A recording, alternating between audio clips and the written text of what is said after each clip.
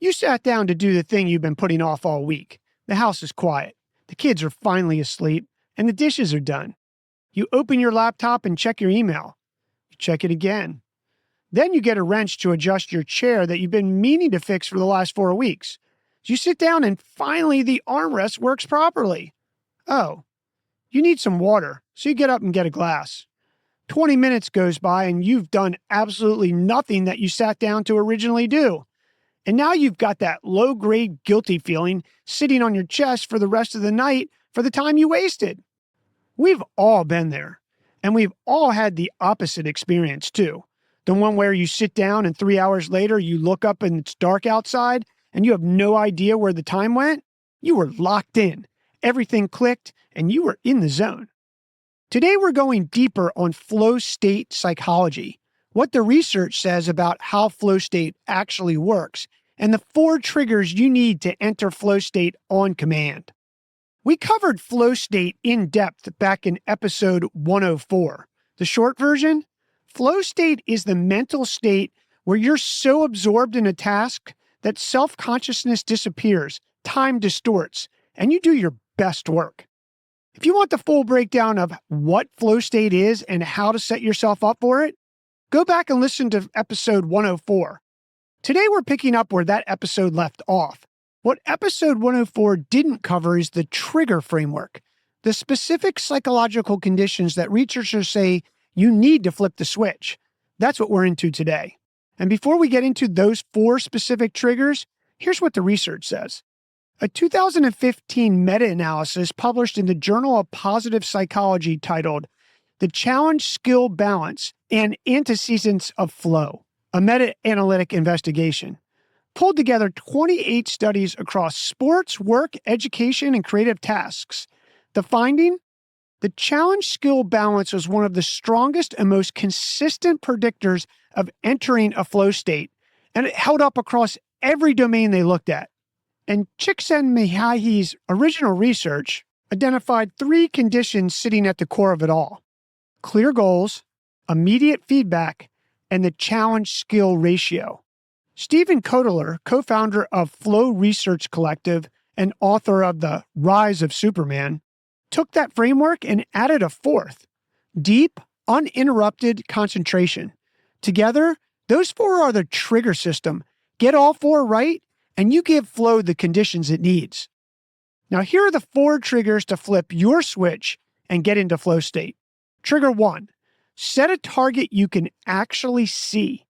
Vague intentions kill flow before it starts. Things like, I'm going to work on the presentation, puts your brain in search mode, deciding what to do instead of doing it. Flow needs a narrow target. Before you sit down, name the specific thing.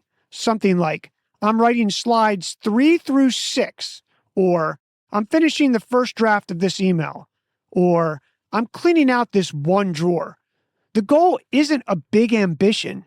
It's giving your brain a single point to lock onto so it stops burning attention on what's next and starts actually doing it. Trigger number 2, close the feedback loop. In flow, you need to know how you're doing as you go. Kotler describes this as the gap between input and output. The smaller that gap, the more present you stay.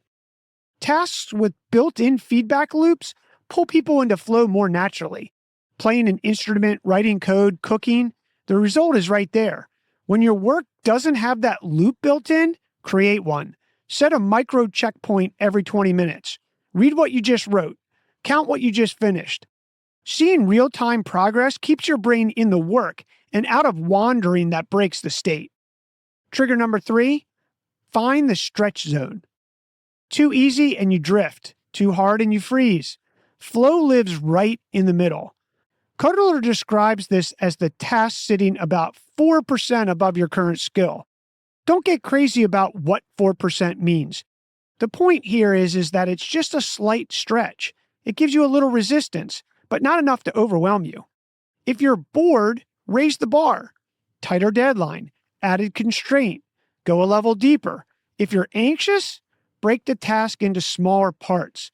Get the balance right, and your brain stops fighting the work and starts disappearing into it.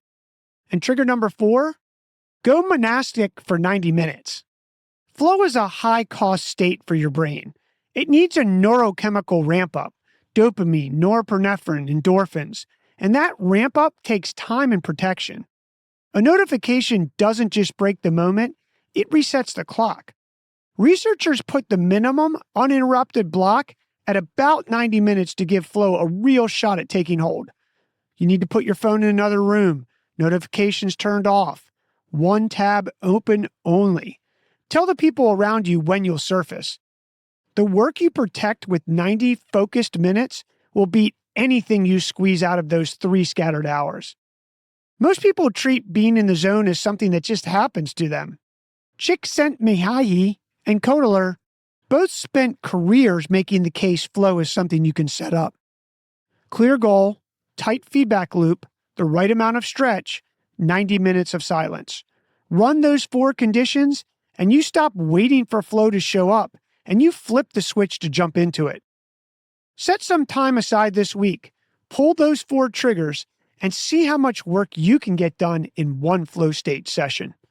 Your move.